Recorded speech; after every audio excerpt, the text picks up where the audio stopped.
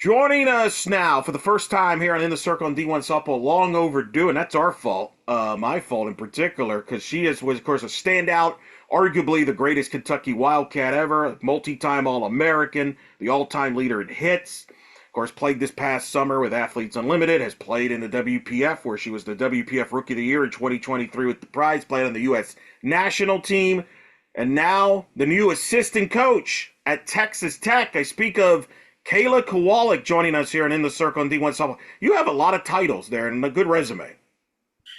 I do. Well, I've been doing this a long time, so I would hope that I have something to prove. More than a nutshell. Let's start with the more recent news, obviously. Joining Jerry Glasgow's staff here with the Red Raiders. How did that all come about? Well, so I've always known I wanted to get into coaching, and a lot of people don't actually know I'm from Texas. So this just it just made sense for me. But it kind of came about from a good USA friend, Coach Jimmy Kowalik, who reached out and was like, "Hey, they have a spot open on staff, and I know you want to coach. I'm going to give your name to them." And I was like, "Oh, heck yeah!" And it was actually kind of really late in the game. I don't think I started talking to them until the beginning half of August. So it was definitely late in the game, and they had a spot open, and it's been perfect ever since. Wow, that's August there. Were you looking to get into coaching D1 this year in particular? Was it? I mean, you mentioned Jimmy kind of brought the idea. Were you looking aggressively, saying, "Okay, if anybody finds something there might be interesting, let me know," type of thing? So I had a few people reach out, and it wasn't necessarily me kind of like seeking out jobs. I was kind of in between what I wanted to do. I was a graduate assistant this last year with Kentucky, so spent my time on staff, and I mean, I spent 6 years there, so my whole heart's in Lexington, but I wasn't quite sure if I was ready to jump into the softball scene yet. I spent all summer playing again, and really just hadn't had time to really think about what I had wanted. And something about like this move for me just felt right when Jimmy reached out. And Jimmy's a great guy, and I love him and I trust him, and he loves the staff, and it was a perfect fit. So take me through, because you've now had to move to Lubbock, and you had just finished playing Athletes Unlimited recently. So how you get the job? Take me through this process of now, okay, because I know when I reached out to Jay, he's like, "Yeah, we'll make this happen," but she's in the process of moving everything, which I'm like, I totally get it. Take me through this process of the moving part, and then also now getting to know Jerry, getting to know Tara, and the staff, and then obviously you'll get to getting to know the players. Yeah, so my moving process was actually kind of crazy, and I'm not saying I was optimistic, but I'm pretty sure I was on the phone with Jerry while searching for houses in Lubbock. Um, and my mom actually lives an hour south of here, so has lived here for the last few years in this area. So familiar to Lubbock, have played here before, kind of knew what I was getting into. But I mean, as soon as so Athletes Unlimited finished on the 25th or 26th, whatever that Sunday was, Yeah. I drove back to Lexington on Monday. And for the next 36 hours, I was packing up my entire apartment for the movers, and it was definitely very stressful. But and I packed up my whole apartment in under 2 days, got my stuff loaded onto a truck and shipped out. And I left for Lubbock that upcoming Friday, and got in before September 1, so I could move in that weekend, take Memorial Day off, move in for the long weekend, and then I was at practice on the 3rd. So it was definitely a whirlwind. And I'm thankful. I love softball and I love what I do. And it's been very busy ever since. Jerry's been keeping me busy. He's awesome. I, if I, I'm not sure I could equate him to any coach I've met so far, but he's definitely a cool guy. We have a lot of great personalities on staff, and I've enjoyed getting to know his daughter Tara and our other assistant, Hunter Beach. Absolutely, he's a defensive genius and mastermind. I'm learning so much already, just trying to figure out how they work. So I like to call it a hurricane. It has been a hurricane ever since I accepted the job, but we're here and we're rolling. What will be your role on the staff? Has that been defined? Yes, so I work really heavily with the slappers and the catchers, and they give me pretty much full reign with the slappers.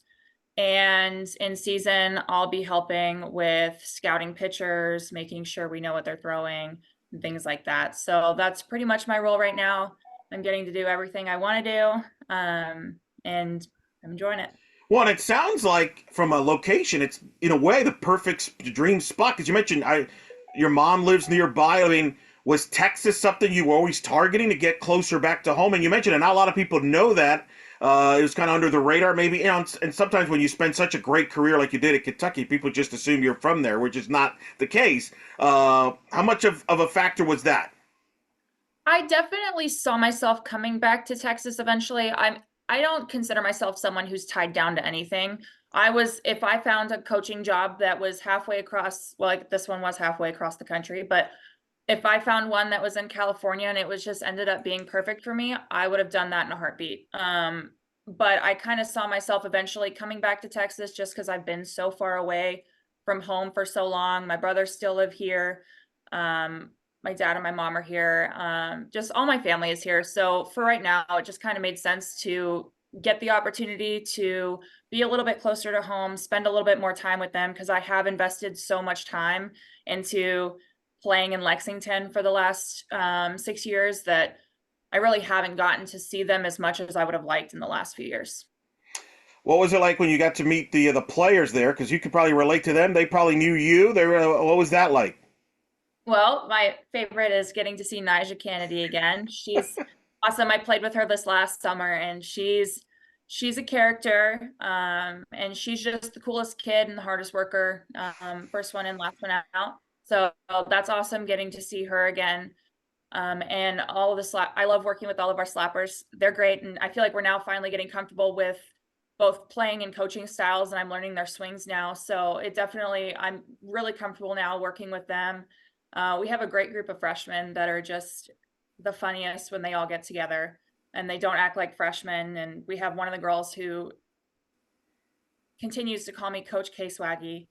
And she's just, yeah, no, she's hilarious, but she's the only one I'm going to allow to call me K Swaggy this year.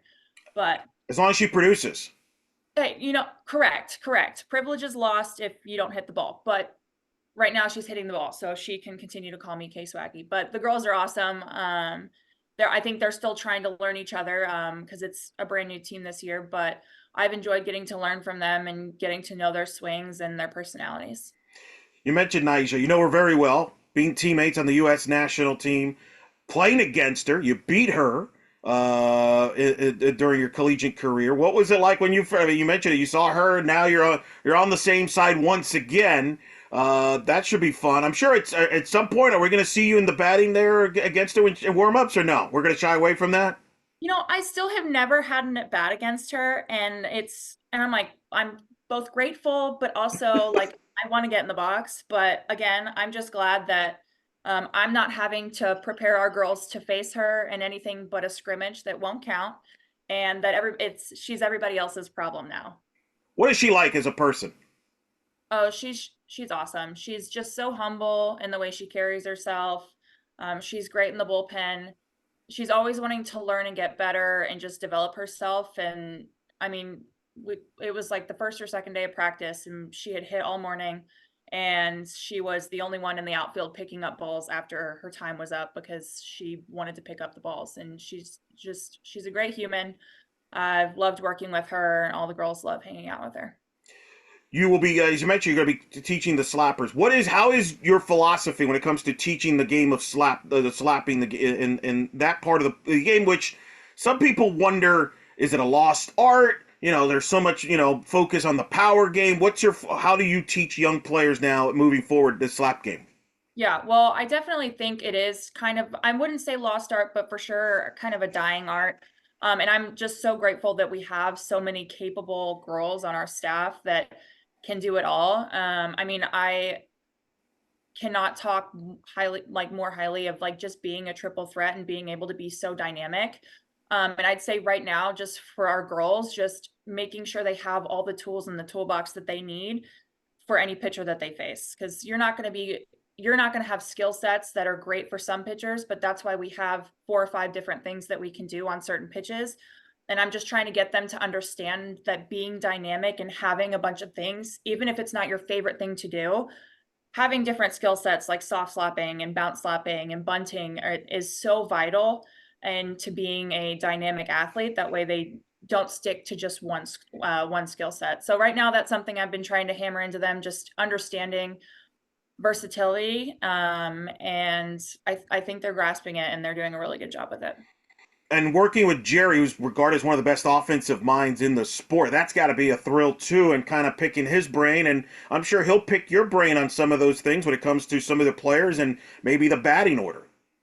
Oh yeah. Him and I kind of work in the hitting groups together. Even if they're right-handed, I'll stick around and I'll chat with him about some girl swings or what he's thinking. And he's been doing this so long and he has so many All-Americans under his belt that can attest to his success and his knowledge.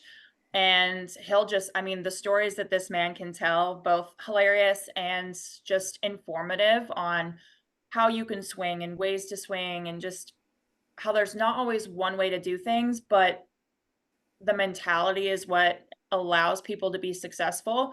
It's really been a joy, and I have loved learning new hitting philosophies from him. What's the most common question the players have asked you since you've arrived? Oh, goodness. Am I having fun in Lubbock? And have I found anything to do? Which I would like to say, yes, I'm having tons of fun. I haven't quite found other things to do besides being a softball coach and going to games, but that's enough for me right now because I'm enjoying it. That's work. Were But you have you taken care of the that's family? probably what they asked me. That's good. Have you taken care of the family as far as tickets? Because that's coming. That's gonna be big demand this year. Well, my mom's already asked me for tickets. I'm like, all right, I'll see what I can do. I might have to pull strings with Jerry over there, but yeah, no, I'm super excited. I don't think my brothers have been like my brothers don't see me play a lot, and they're like, "Oh, we'll come up and watch you now." I'm like, "I'm not even playing anymore." I'm like, what? They're like, "I know, but you guys are going to be good this year," and I'm like, "Oh, but it's okay. They'll get to see me with my little chart sitting in the dugout." I mean, that would be exciting. At least they know where to get a shot from. And you're still young. I mean, you've accomplished a lot, but you're still very young. So this is probably not even on the radar right away. But is the long term goal for you is being a head coach? Is that something you shoot for down the road? And maybe you'll pick Jerry's brain as a head coach because he's got so many people that have gone on to be head coaches and assistants. Is that a goal eventually, or is that not even like in your thought process? Honestly, I'd like to say it would be a goal. It's not even in my thought process right now. I'm trying to soak in everything I can because this staff is so intelligent that I'm just trying to soak in everything I can right now and just learn different parts and different aspects of the game. But ideally, I would love to see myself as a head coach here in 10, 15, 20 years maybe. I'm not sure a timeline on that, but I would love to see myself there one day. What was Rachel Lawson's reaction when you told her you got this first a power 4 assistant full-time job? Well, it was better than all of my alternatives, which was hanging out in Lexington and bugging them. I was going to just call myself an entrepreneur and do whatever. And they were like, well, I'm not sure that's a great idea, especially for me. But no, they were super excited for me, and the staff is great. And they're actually laughing because I spent majority of my time I knew immediately when I committed to a school to Kentucky and was in my recruiting journey that I wanted to get out of Texas. And so now they were all laughing at me that I'm now back in Texas and extremely close to my family now. So they actually had a really good kick out of it. And I'm sure Coach Lawson is waiting for a phone call she actually hoped that some of my girls would be exactly like I was as a student athlete, and that I was hard-headed and never listened to her. So, Well, I can tell you in talking to many players that have gone on to coaching, there is going to be a moment where something's going to happen that's going to kind of bring back memories of something you did with Coach Lawson, and you're going to have to reach out there and say, "All right, I understand what you're doing now. I get it." oh no, and I'm gonna reach out and be like, I am so sorry I did that. I'm, and and now I'm getting a taste of my own medicine. But the girls have been great so far, and they listen to me, so I really can't complain. No, that's been good. How will this now affect your playing career moving forward? Because certainly there's a balancing act with the responsibilities that you have with playing. Was that discussed? I'm sure it was discussed in advance. How does that impact now you as far as a player? Correct. Well, so I think it's not going to impact me as far as participation in Athletes Unlimited. What it does kind of run into with the way they're running the leagues now is I should be okay to compete, um, as long as I can still get time in recruiting and making sure I'm doing that. But I still see myself playing, and luckily our indoor facility is 2 steps away from my office. So it really could not be more convenient for me. And I'm going in and I'm hitting now. I'm back to training this week, but as far as my playing career, like I still have dreams of playing, and I still plan to continue to play until the wheels fall off. So Well, and Athletes Unlimited has a number of players that have are coaching on the side, so I'm sure if nothing else, you can reach out to them and get some advice if you go back there. What was it like this year playing in Athletes Unlimited here in your first year? oh, it was so awesome. Just the amount of talent is unmatched, and it's so cool getting to compete against the best athletes in the world. And just being able to make new friends every week, the way that they run the league. And I had so much fun competing. Like it's just so fun when you meet a bunch of girls who are like on the same wavelength as you as far as competition and training, and just taking this, like, just wanting to grow the sport. So it was definitely surreal. It was a new experience and definitely took a little bit of getting used to as far as the point system and the scoring system. But once you get that knocked out of the way, it was really a blast. And I got lucky with some really, really good teams with some really, really good friends and good girls. So I had a blast, and it was definitely fun getting to learn from, because as you said, a bunch of them, now me as well, are college coaches. So they're so smart, and they're able to give you tips and tricks and stuff that they would give their own teams of different ways to play and different coaching philosophies. So it's definitely is a mixing pot over there, and I love it. And among that, you got to face off against your old teammate, Aaron Koffel. How strange was that to face your old, teammate there in Kentucky? I mean, maybe you went up against each other in a scrimmage in Lexington at some point, but now you got to go against her in front of a television audience. I actually think and I mean, I could eat my words here. I don't think we even ever scrimmaged against each other. I think we were almost always on the same team at Kentucky. So this was it. I was actually very disappointed that her and I never got to be on the same team together. So we managed 2.5 weeks of AUX, and then the 6 weeks of AU. That's, I think, 8 different teams, and we were never on the same team once. So I was actually very sad about that, but it's very fun to compete against her. She's awesome. She has a great mindset, and she's a dog. So it's definitely good to play against her. I love when she hits home runs that aren't against my team.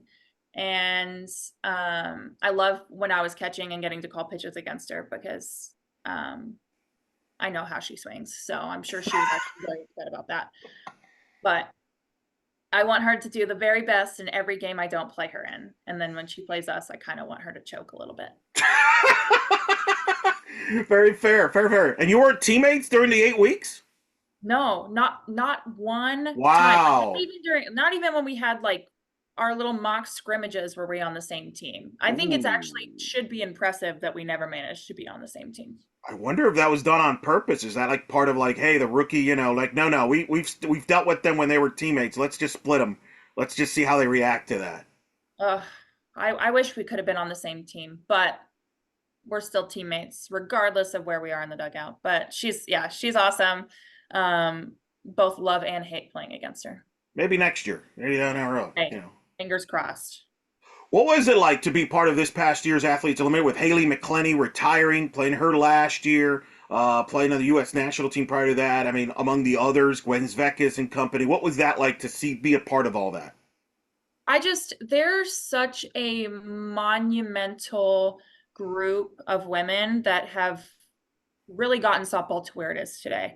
And they have started league after league over again, and just because they are devoted to women's sports. And I couldn't say thank you enough to them. It's so cool getting to play both with and against them. They're so intelligent. They're so smart. And it truly is one of the best things about Athletes Unlimited. It's just there's so many women that you're around every single day that nobody quite plays the exact same way. And you can take something from everybody every single day and you can be better from it. And the retirees from this last summer were really a little shot to my heart, but they were really awesome and they're so monumental to the sport. I kind of wish I would have come the summer earlier and gotten to play with them for 2 seasons, because they really are great and they really have gotten the sport the growth that it needs and gotten it to where it is today. How did you get involved with AUX? I remember that in June. You had played at the WPF the year before. Then you pop up on the Athletes Unlimited AUX and then into Athletes Unlimited. How did that come about? Yeah, so actually Sam Fisher DM'd me one day. USSSA kind of disbanded this summer. I would say about the end of April, maybe they released that. And I was kind of up in the air on what I was doing because I wasn't quite sure what was going on with the WPF and then the independent league. And Sam Fisher kind of reached out and she's like, "Hey, what are you doing this summer?" And I was like, "Well, hopefully playing softball." And she was like, "Okay, we'll come to Athletes Unlimited." And then I signed my contract and it was a done deal. But it was an Instagram from DM from Sam. She said, "Do you want to play this summer?" And I said, "Yep, here's my number." And the rest is history. And I just think what they're doing over at Athletes Unlimited is unmatched, and their investment in this sport is something to be really, really grateful for. And they're gonna go to a team format too next year. That's got to be exciting that you want to be a part of as well. Correct. That I definitely miss the team aspect, just of, having your people and having your girls. But I really do love that I get to learn from so many different people in the 6 weeks. So there are perks and benefits to both of the leagues, and I'm really excited that we're kind of getting a traditional model to start our summer off next year. You played with Athletes Unlimited this summer in AUX. You also played on the U.S. national team up in Japan. That's a busy calendar year for you. How do you handle that? I mean, yeah, obviously it's softball, playing softball, so it's a good problem to have. But it's at the highest level, playing on the international game, and then going in the pro level against the best in the world, literally. How do you balance all that? By loving the sport. What we do at Athletes Unlimited and with Team USA is it's really taxing, and it's so hard to do if you don't truly love the sport and are just truly invested in what softball can be. And I mean, I'm not going to say there weren't times where I was absolutely exhausted and I'm like, "Oh my gosh, like I can't believe I have another game today." But it's so cool to put it into perspective and just think, "Hey, 10 toes down, like where am I right now?" And I mean, softball has taken me to so many cool places. Like I got to play in Japan this last summer, and I would have never in my mind thought to have ever taken a trip myself to Japan, and softball's taking me there. And it allowed so many opportunities for me and has connected me with so many cool people that it's like, like this is such a cool opportunity. And I can't speak highly on this, like more highly on the sport. It's so cool. And it's offered so many things to me that I can never repay back. And you've been representing the red, white, and blue. What has that been like? I remember, I think 2022 was the first time you got to wear that, at least on the national scene. Do you remember when you got the call that you made the team in 2022? I do. It was so cool. I never really thought that I knew softball would take me places. I never really thought it would give me the opportunity to represent the greatest country. And just being able to wear the 3 letters on a jersey has been the opportunity of a lifetime. That summer, actually, I got to play. So I got to play against my sister again. And she was with the Triple Crown sports team from Colorado playing in the Canada Cup. And we got to play each other for the first time since my freshman year. And just again, this sport has given opportunity after opportunity to me, and now I get to do it and give back coaching. For the audience that may not be aware, your sister, you talk about Gabby, who played at St. Louis, and you two played each other in college. Was it? You said it was your freshman year? So we played my freshman year at a tournament. I think we played 2 games against each other. And then we ended up playing again for a midweek over spring break our 5th year. So we played at the very beginning of our careers and the very, very end. Wow. And she's like I believe, a twin. If I Yes, remember, we're twins. you're Yes. twins. What is that like? What was that like to play your twin in collegiately, and then once again when you're Team USA, she's on Triple Crown? Well, I wish I could have a better track record. So I will say, I did kick her butt my freshman year. And my 5th year, they almost beat us. And it is the most stressful game to this day I have ever played in, because I think we were losing until the 4th or 5th inning maybe. And it was cold and I was sweating because I'm like, my family will never let me live this down, because I was at the bigger school. They're like, you're supposed to kick her butt.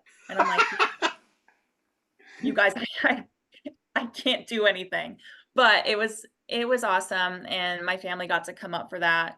And to close out my career doing that and having both of our head coaches kind of schedule that was really cool.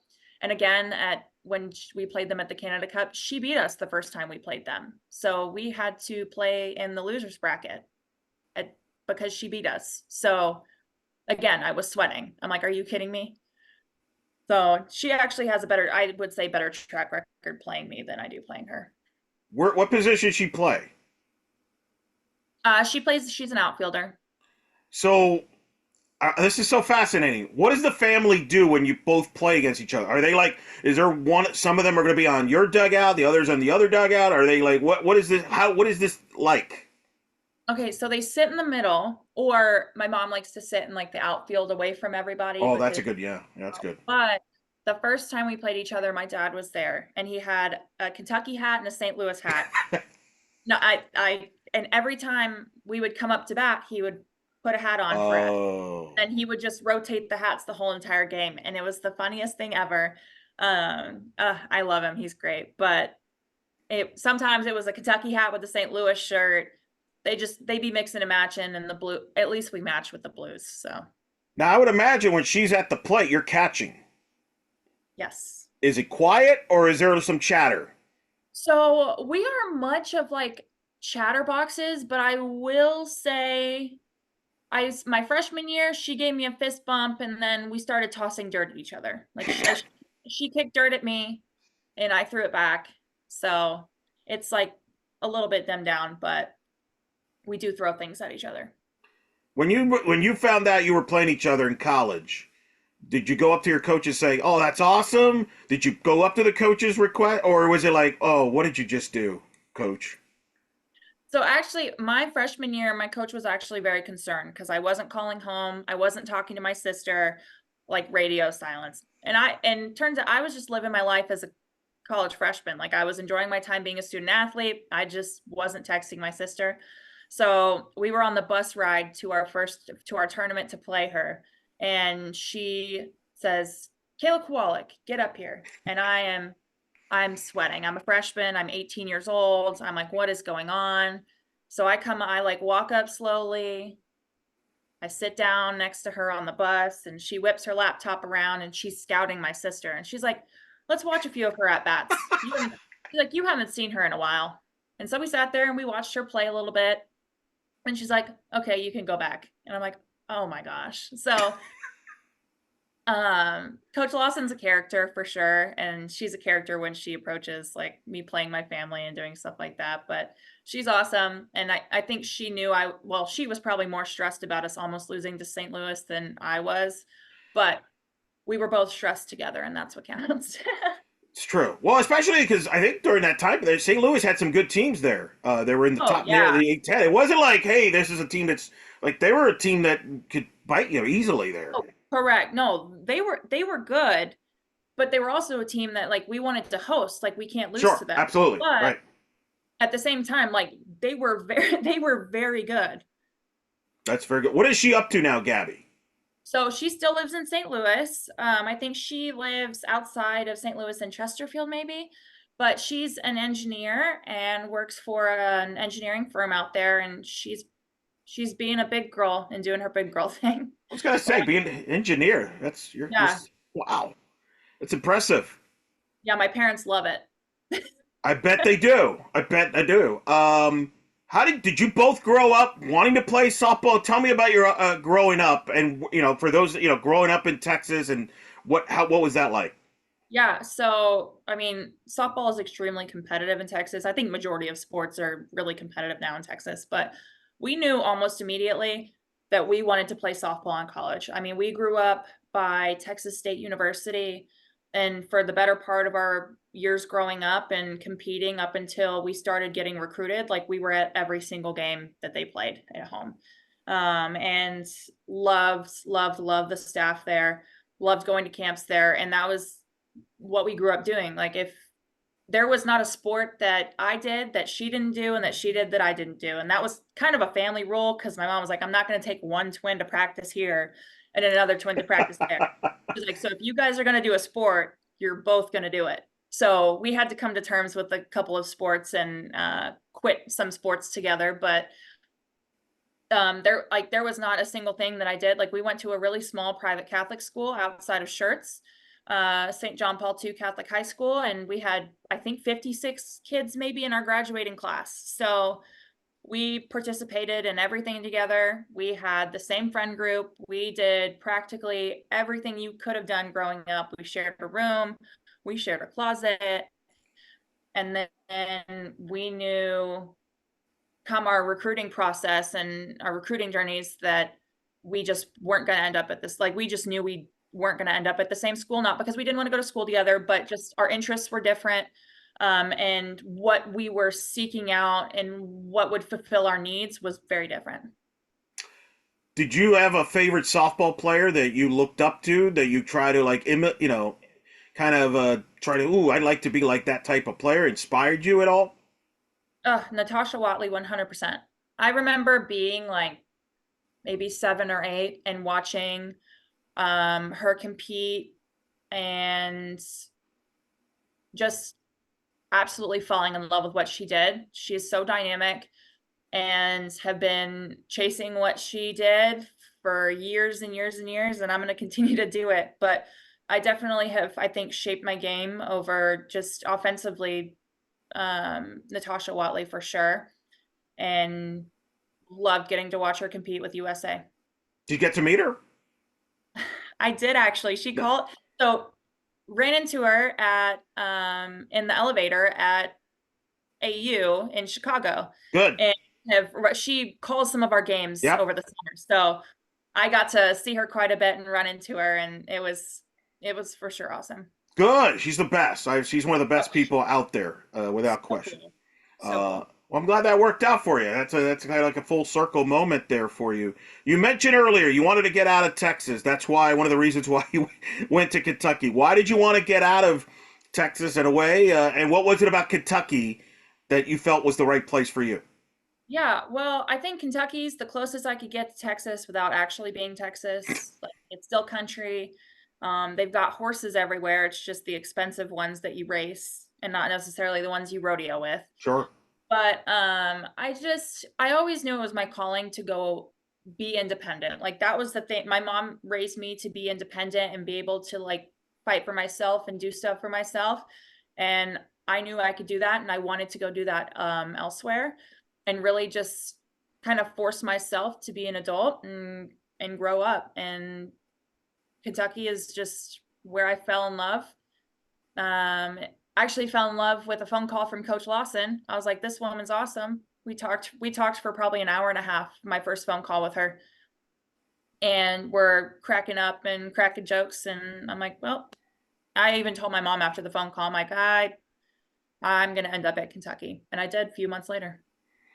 What was it like playing for Coach Lawson, and what parts of her coaching style and or philosophy will you pick up with you and your coaching style? Well, I definitely think I have adopted her nature to not beat around a bush. And she's very upfront. Like if you ask her a question, she's telling you the answer, whether you're going to like it or not. And she's going to find a good way to tell you in a nice way, which I need to work on that a little bit, but that'll come with maybe a little bit of practice. But she's like, I mean, she's so sarcastic and so funny and so intelligent that it's fun to get to play with her and then crack jokes about it. And I loved the player coach relationship I had with her in the 5 years that I played. I wasn't afraid to. Now, this is the part where she's like, I hope your kids are like you, because I wasn't afraid to question what she was telling me to do, because I wanted to know why. I'm like, if you want me to do this, I'll do it, but I want to know why it's better than what I was doing. And she would tell me why. And I'd be like, okay, I'll try it for a little bit. And if I don't like it, I don't like it. If I do, I'll stick with it. But I had such a comfortable relationship with her to be able to communicate that like, hey, I don't really like what you're telling me. I need you to explain it more. And we had a few, like, I mean, we had a few bullpen fights and we bickered quite a bit, but I think that's where you get the best relationships, out of like being comfortable and being able to do that. And I hope that I can have that same relationship with my players, to where they can listen to me, but also understand that they have their own autonomy as a player to be able to question the things that I'm saying. Because I mean, I've already had people ask me questions about some things, and I'm like, oh, I haven't really thought about it like that. Because really, there is not one way to coach, there's not one way to play, and there's not one way to hit a softball. So it's really cool to be able to have that dynamic and able to learn in an open environment. I mean, the sport's hard enough as it is when you're 100% like confident and sure about what you're doing. But if you're not 100% sure in, that makes it even more complicated. That's where the communication part, it sounds like that was the key, is having that open dialogue. Correct. If like it's all about buy-in. Like if you're Yeah. not bought into what you're doing, you're never going to be as successful as somebody who is bought in, regardless of your talent and your skill set. Like there's so much, like you have to be bought into every swing. You have to be bought into a coach's hitting philosophy. You have to be bought into the way that they scout and the way that they do things. Otherwise, there's always that constant lingering of like, oh, what is the right way? And I like the buy-in was there for me, and the buy-in is here with our team. So I'm like definitely very excited to continue to like cultivate a relationship like that. Have you reflected on your Kentucky career? Like I mentioned earlier, you're the all-time leader in runs scored, total bases, triples, hits. I'm sure I'm leaving out others. Chris Scholes will call me out on it. But you know, we got too much. You know, we can only go. I think if we rate your whole entire record book, it might take another podcast to do that. But do you have a favorite moment as you've reflected on your Kentucky career? Um, I'll continue. I think this will be my favorite softball moment till I stopped playing softball. But senior day for me was definitely really big. For my 5th year, my dad finally got to come up to Lexington, and he hadn't been able to make a Lexington game. And he came up for senior day, and on senior day, I got to score the winning run, a walk-off run against Florida. So it's like memories like that that really stick with me more so than like statistics and stuff. I think statistics are great, and I know I was a great player in college, but like opportunities like that and being able to be put in that position, and I like the only thing I remember after Kentucky games is like all the kids that I got to meet, and like that actually. Okay, so that moment, and then anytime after a Kentucky softball game where I got to hang out with kids was absolutely my favorite. And I've like, they're so cute, and I could strike out 5 times in a game and they're like, oh my gosh, Kayla, you did so good. and I'm like on the edge of tears, and I'm like, what? I didn't do so good, but like they just have no idea. Like they're like, we got to see our favorite player and she looked cool. And that's literally, they're like, oh, so she must have played well. And they have no idea that striking out 5 times, like they have no recollection of that. So it, that's definitely something that I'm gonna miss the most, is just like the fan base at Kentucky that did that. I remember seeing you in Clearwater. I forget the year, but you were in Clearwater. Kentucky was playing there, and there was this huge fan base. And you know this, having played when you're playing Clearwater, there's a portion where you have to do autographs and everything. And there was this huge line. Everybody wanted to get a piece of you. Like I mentioned earlier, we wanted to get to talk to you, but it's like, yeah, she's busy with a lot of interviews, autographs right now. Let's just handle that. But how were you able to handle that? Because I think you were, not only were you one of the greatest Kentucky players of all time, you're one of the most popular Kentucky players and athletes when it comes out of that school. Well, how did you handle that? I mean, I guess what I just never really thought, I don't really think of it like that. Like, um, to me, like I think seeing the kids there excited to see me, like I think I was more excited to see the kids than they were to see me, in all honesty, because I think it's a great opportunity to grow the game. And to be able to pay back like all the opportunities and all the times where I was little kid and I was getting autographs from all these big players that I was super excited to see. And then now the roles are reversed, and I'm just trying to make that memorable for them. So I don't think it was hard for me to manage that, because like like I was living out my dream, and it was something that was so near and dear to my heart that it was easy. Like that's what I wanted to do. Like I wanted to make these kids day. I wanted them to have a good time, and that part made it easy. You became the first Kentucky player to be a two-time All-American, multi-time All-American, which says a lot. There's been a lot of great Kentucky players throughout the history of that program, as you well know as anybody. You know, the Brittany Cervantes, the Nunleys, you name them. Do you remember when you found out when you were an All-American, the first time, which is always a big deal, and then were you aware when you got awarded the second time in 23 that you were the first Kentucky player to accomplish that? So the first time I didn't really, I guess I was like, okay, maybe I can be an All-American, but I knew I had gotten like all region, and that kind of led to the first step of being an All-American. But you're never quite sure what the committee's going to do or what's going to go on behind the scenes. And I just remember I get a call, I get a call from, well, Chris Scholes called me first. He was like, hey, I just want to let you know, like, we're releasing this tomorrow. Congrats, you're an All-American. And I was like, oh, I didn't even know we found out today. That's cool.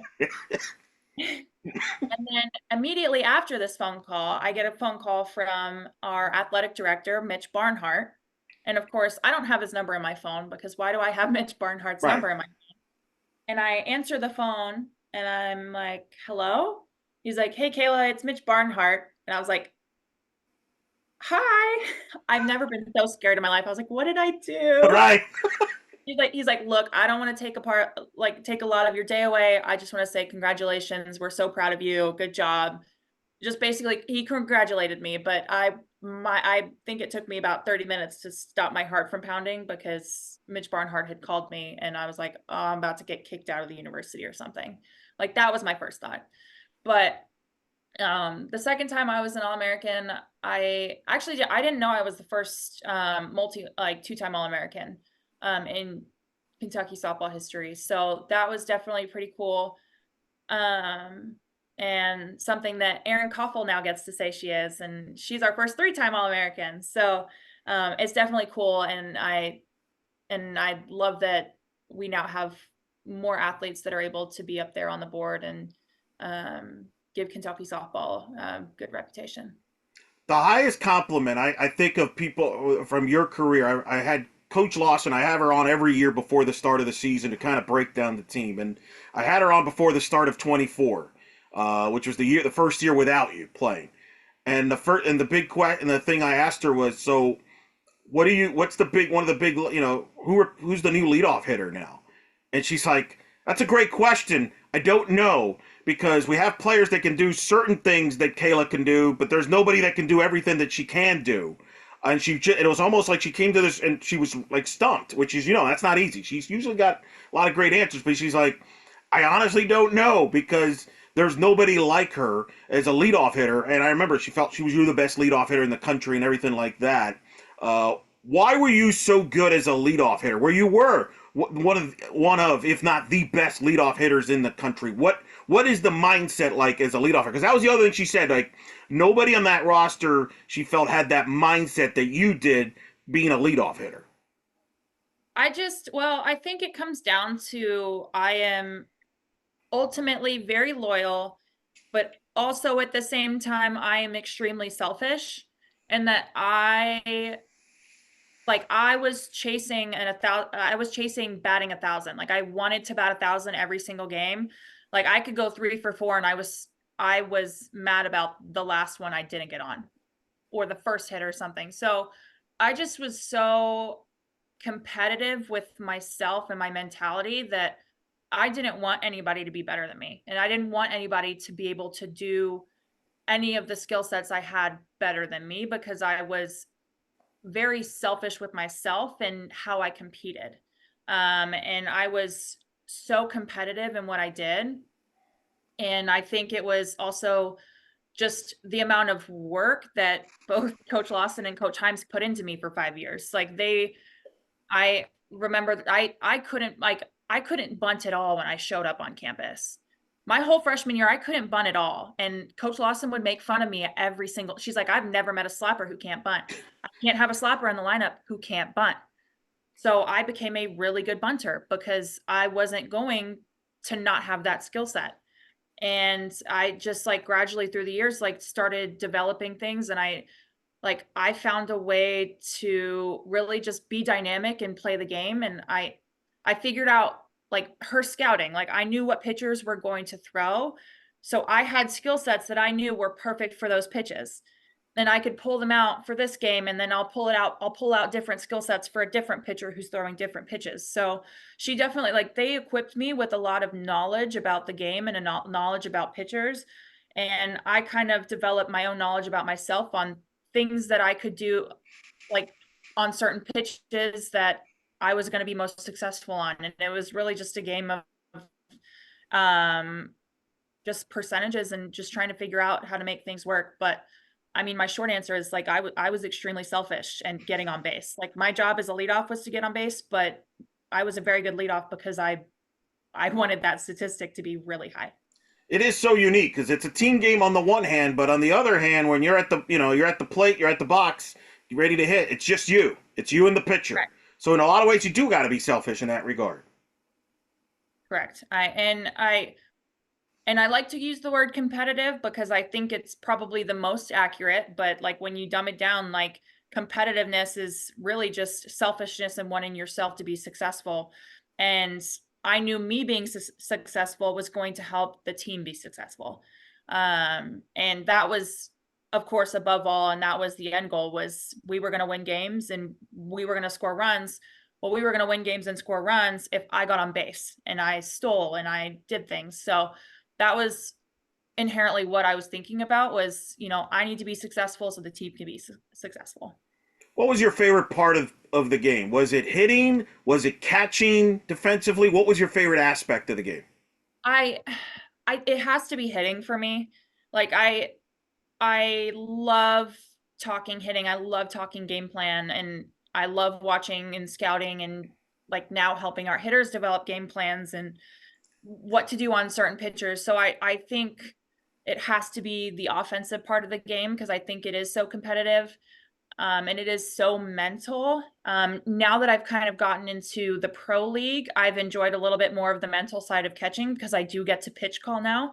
And that was not really something I did in college. So I definitely get a little bit more free reign. So I'm starting to enjoy that side a little bit more now because I get to think about it and I get to try and beat the hit. Now I'm selfish and I want to beat the hitters.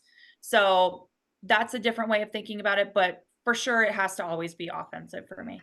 Does still playing help you as a coach? I had Amber Pfizer on the podcast recently, and she said, she's coaching at North Florida and still playing. And she says that her playing helps her still in her coaching because she just went through this herself. It's not like, oh, I did this 4 years ago. I'm still doing it now. That's why I'm telling you this is how to do it. And then it also helps her when she's playing because it reminds her the coach in her mind is like, all right, remember your mechanics and everything. Do you feel the same? Oh, 100%. Like to a T, like still being an athlete and still participating in sport has made me better. Like the girls have a hitting competition on Friday, and I'm going to go out and do the hitting competition later because I want to know what certain things feel like. Like if I'm correcting you on this, this is what I like. And I relate that to them a lot when I'm like speaking, when I'm coaching. I'm like, look, like there's not one way to do everything. So some of my philosophies, some of the ways that I teach things might not resonate with all of them, but I'm like very upfront with like, hey, this is what I feel when I'm successful. Let's try and feel that. And I want to make sure that everything that I'm telling these girls, like I can do as well. Like if I'm telling these girls, hey, like I think you can bunt this ball a certain way. I think you can bounce this ball off of home plate. I have to make sure that I can do that. That way I can coach them properly and make sure that what I'm telling them is right. So it definitely is a different way of doing it, I think, but it's helped me a ton because I'm so visual in watching them do things. And then I'm like, okay, well, I'll go hit in the cages later and I'm going to replicate this. And then tomorrow I'm going to come back and be like, hey, I was working on this. Let's try this out. So it's definitely a game changer. No doubt. That makes a ton of sense. We're here with Kayla Kowalik here on In the Circle on D1 Softball. Couple more things before we let you go. One of the reasons why I never really, from the outside, thought of you as far as getting into coaching right away is because you've been playing a lot, especially with the U.S. national team. Uh, and I figured that could be something that maybe you're interested in not only continuing to do that because, hey, it's cool, it's Team USA, but the Olympics just around the corner in 2028 softball will be in it. Is that a goal of yours to try to pursue that? Is that too far in the radar? What are your thoughts on that now moving forward, especially now that you are in coaching? Yeah, so that's still a goal. Like that's my end goal. That would bring every dream I ever have to fruition for me. So I mean, I want to continue playing until the wheels fall off regardless. So and I'm plan to play past 2028 anyway. So that would be a dream for me. That would be a goal for me and something I'm definitely striving towards. Plus, I mean, I would tell Jerry, listen, if you make the U.S. Olympic team, what a better recruiting pitch than that, right? Like, hey, by the way, here's her assistant. She's on the U.S. national team. I don't think you turn that down. You can make it work. Correct. I think I got a good pitch going for him. I That's it. Just make the U.S. national team and win medals there. What aspect of the international game, having been a part of it, gotten a taste of it, uh, intrigues you the most, or do you like the most? Well, I love so I've played I think Team Japan the most in my like international experience, and they like just they are so fast paced and they are so quick and they are so methodical. Like they are the definition of do the little things right. And that's definitely something I've taken away from my game of like, hey, if I'm going to do something like I'm going to go all out, I'm going to buy in and I'm going to do it right. And that's definitely something that I've taken from that. They're very smart, they're very intelligent, and they also love softball and they give back to the community. And that's been something that's been really cool. I got the chance to help them run a camp a few months ago in Japan with a bunch of their grade schoolers. So that was actually so cool. And they have so much passion for softball that I think is fun to learn that from them and, be able to put that into my game and share that same passion. Yes, I remember. I've heard stories too. Like it's a fun atmosphere. Like we just had Jada Cody on. She remembers that 2022 home run derby and just the buzz around that. Right? There's a big. You speak about that and that experience because they love their softball over there. Oh, everybody there loves softball. Like they are so invested in women's sports and just while simultaneously like they love Team Japan, they also love us and they're so welcoming.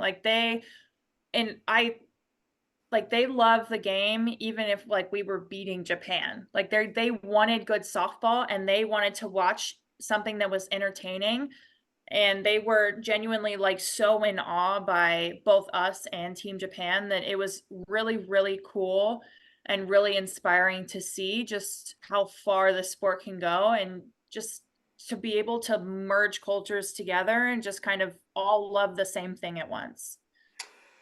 As you now move forward in the fall with your players and you get to know them, they get to know you, what are a couple things you want to accomplish in the fall that you think are very important to accomplish before you get to the calendar turns and it's January, and then next thing you know it, opening day comes in February? What are a couple things that, as somebody who's been on the other side of it, that you feel like, all right, we need to get this, work on this, and make sure we have this down pat by the end of the fall? Yeah, well, so on terms of like catchers, like I would love to see just like a bunch of initiative and just being able to command and run and rule the infield and just feel like there's presence. Like there's nothing that speaks more for a catcher than just having presence and being that almost like comfort in the infield or on the field. So definitely seeing that from our catchers, and I'm really excited to start seeing that once we start scrimmaging and doing stuff like that here in the next few weeks. And as far as from our slappers, getting on base, being dynamic, constantly mixing up their skills and being confident with everything that they have in their tool set. And I would love, I've introduced a few games to them on like ways that they can compete with each other when they're not when they're outside and can playing and hitting with each other outside of practice, but being able to like see them compete and see them want to, because a lot of them are competing for the same positions. So, and having them hit together, having them compete together, like they're probably helping their teammate take their own spot. And they're already doing that now. Like they're helping each other out. And I'm like, and they're in the same position and they're correcting each other. Like, hey, don't like try this. So definitely seeing that sort of camaraderie is something that I love to see and would love to continue to see, because I mean, iron sharpens iron. So you like if you have someone who's pushing you from behind and they are very good, you're going to be great. And that's what I love to see. And I love to see the friendly competition. What kind of games did you what that you can you do outside of practice? What do you like? What do you recommend there to them? Well, I've like introduced to them a few like, well, it's essentially it's like basketball pig, like shooting and scoring, like Oh, calling your shot, and now let's succeed. And I haven't, and just being able to do that and make a fun game out of it, because like nothing says like softball is so fun. Softball is such a fun game when you're taking thousands of cuts a week and you're on the field for that amount of time. It kind of gets a little redundant. Like I love softball, but sometimes it can, you're just hitting balls and you're like, oh my gosh, this is so boring.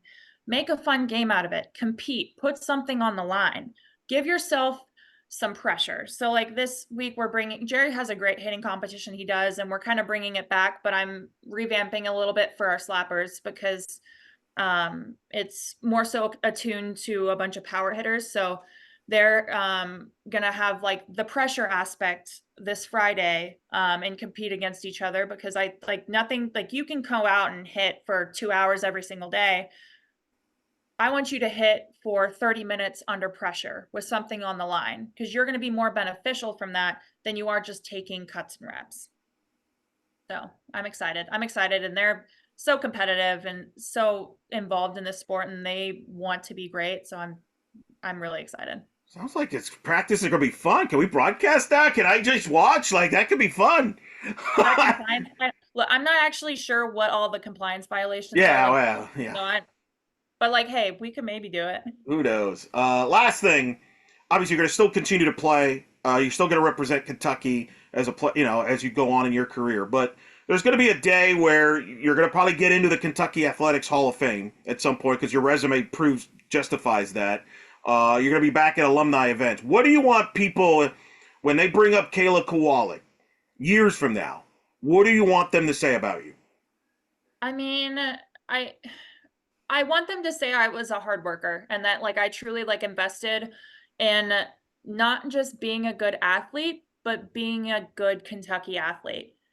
And I mean, I think it goes to show, but I mean, the University of Kentucky has given me so much, and love, like from the bottom of my heart, love that place. It's my second home now. And I've loved the coaching staff. Like, I just hope that like when they talk about me, it's just how much I loved Kentucky and how much that sport, like that school has given back to me. And then maybe that I was a dog a little bit, that had that dog in me. I would love them to talk about that. But That's yeah, good. that was a competitor. Well, I've gotten used to now, as we've talked for an hour. I've gotten used to now you wearing red after seeing you in blue. It looks good though. I think it works. It'll be fine. You'll be fine. I did wear red on red the other day and I had to change because that was way too much. But I've now gotten used to it. I think I like the red on me. I think so. I think it looks good on you. I think you're good. I think it's an easier, it's a good transition. I think people get used to it. Hey, look, congrats on this move. I'm excited. Like I said, I'm a huge fan of Jerry and Tara, so I'm a big fan of that staff, and I think you all are going to be clicking great. It's a great move. I'm happy for the family as well. You all be closer. But thanks for taking the time from the busy schedule, moving, getting the job and everything to talk to us. And I'm happy to hear you'll continue to play because you're one of the most fun players to watch that I've in my 17 years of covering this sport. So I'm glad to hear that. Thanks for taking the time to talk to us. We'll definitely have you back on again down the road here. But in the meantime, enjoy Lubbock there. I appreciate it. Thank you, Eric.